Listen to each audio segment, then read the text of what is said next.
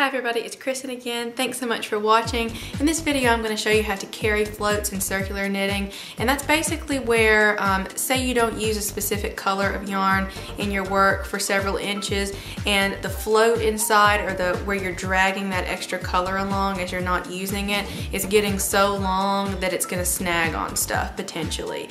So it's getting so long that you're going to have to find a way to tack it to the back of your work so that you can carry it up as you go and then resume using it when you're ready for it again, as opposed to having to cut the color off, sew it in, blend it, and then reintroduce it at another time. That's just way too much work.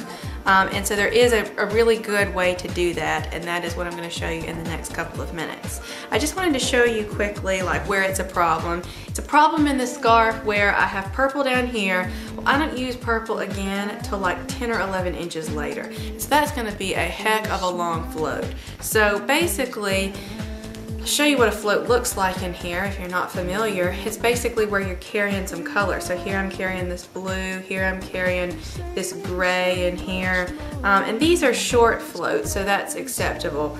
But down here, this is what it looks like when you tack some yarn so you can carry your floats. So to carry a float is basically to every couple of whatever interval you pick, depending on how wide your project is, you just tack the color that you're not using along, and it just makes it really neat and easy to keep up with.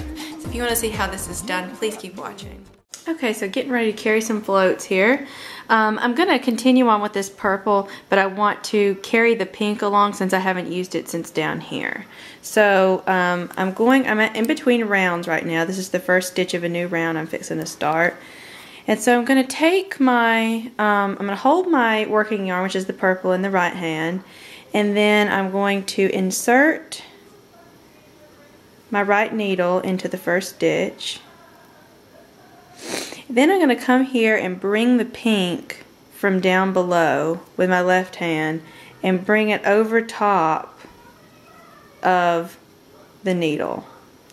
Then I'm going to take my working yarn and wrap it around the needle as well, but like I'm knitting, so from the underneath over.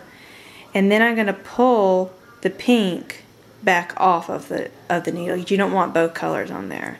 And then so you're going to have your purple and you're going to pull it through as if to knit. I mean, well, not as if to knit because you just did knit. Sorry about that. But then we're going to go on for a couple of more stitches and we're going to do this again. So I'm going to knit about 6 stitches and then tack it same way. So that was 3, 4, 5, and 6.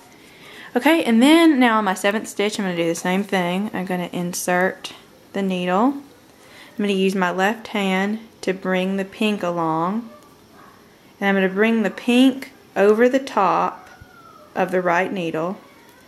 Then I'm going to use my working yarn and wrap it around from the underneath, and then I'm going to pull the pink back off. So we've tacked it there, but we're not going to leave it on the needle, or else we will have knitted the pink and purple together and you'd see the pink, and you'd have double stitches.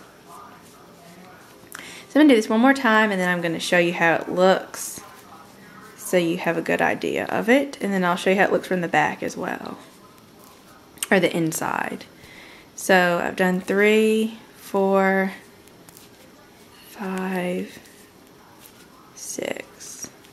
Okay, so 7th stitch, here we go. I'm going to just do the same thing again.